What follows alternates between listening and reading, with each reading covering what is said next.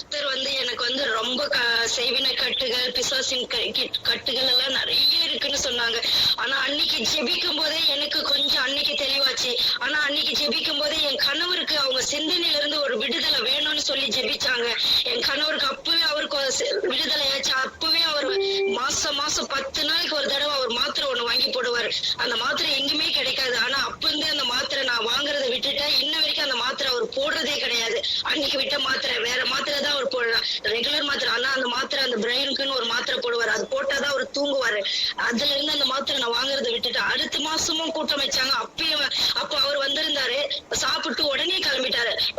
ஆனா வந்து போலான்னு சொன்னாரு. அதுக்கு அடுத்த மாசமும் வந்தாரு, வெயிட் பண்ணிருந்து பிரேயர் பண்ணி முடிச்சிட்டு சாப்பிட்டுதான் அவருக்கும் விடுதலை கிடைச்சது. எனக்கு வந்து அவ்வளவு பெரிய விடுதலை கிடைச்சது. நான் ரொம்பவே பாதிக்கப்பட்டது. ஸ்கின் அலர்ஜி, கை காலெல்லாம் போட்டு தலையெல்லாம் சொரிஞ்சுப்பேன். ஆனா இப்ப எந்த ஒரு பிரச்சனையும் இல்லை, எனக்கு கை கால் அரிப்பு கிடையாது, எந்த ஒரு பிரச்சனையும் இல்லை. நான் நல்லா ஆரோக்கியமா இருக்கேன். என் கணவருக்கும் நல்ல ஒரு சுகம். அவருக்கும் இப்ப வேலை கிடைச்சு அவரும் வேலைக்கு போய்கிட்டு இருக்காரு. பிள்ளைங்க வாழ்க்கையில எவ்வளவு தடை, இந்த திருமண தடை வந்துகிட்டே இருக்கும். நாங்க பாக்குவோம், அவ பிடிக்காது சொல்லுவா, அவங்களுக்கு பிடிக்கும், எங்களுக்கு பிடிக்காது, எங்களுக்கு பிடிக்கும், இப்படியே இருந்தது. ஆனா கர்த்தர் பாருங்க, போன மாசம் வந்து அவங்க வந்து ஞாயிற்றுக்கிழமை பார்த்தாங்க, பிடிச்சதுன்னு சொன்னாங்க. நாங்க அடுத்த ஞாயிற்றுக்கிழமை போனோம், எங்களுக்கு பிடிச்சதுனாங்க. 15ஆம் தேதி டேட்டை வந்து பிக்ஸ் பண்ணிட்டாங்க.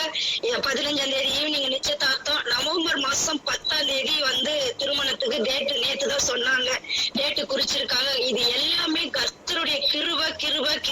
இந்த கூடுகைக்கு சேர்ந்ததுக்கு அப்புறம் வந்து எனக்கு ரொம்ப ஒரு ஆசீர்வாதம், அற்புதம், அதிசயம். எங்க வீட்டுல சிஸ்டர் சொன்னாங்க, அந்த மூலையில எல்லாம், கிணத்து மூலையில எல்லாம் ஜப எண்ணெய் ஜெபிச்சு கொடுத்தாங்க. அதை வந்து தெளிச்சோம் வீட்டை சுத்தி. அன்னையில இருந்து நான் எந்த ஒரு சர்பத்தையும் நான் பார்க்கல. நானே ஒரு சர்பத்தை சாகடிச்சிருக்கேன். இதெல்லாம் வந்து கர்த்தரோட கிருபை தான் எங்களை பாதுகாத்தது. இன்னும் கர்த்தர் வந்து பெரிய அற்புதம் எங்க வாழ்க்கையில செஞ்சிருக்காங்க. இந்த கூடுகை மூலியமா அநேகர் ஆசீர்வதிக்கப்படுறாங்க. தினமும் சாட்சிகள் ஏற்படுத்திக்கிட்டே இருக்காரு. கர்த்தருடைய பெரியதான நாமத்துக்கு சோத்திரம்.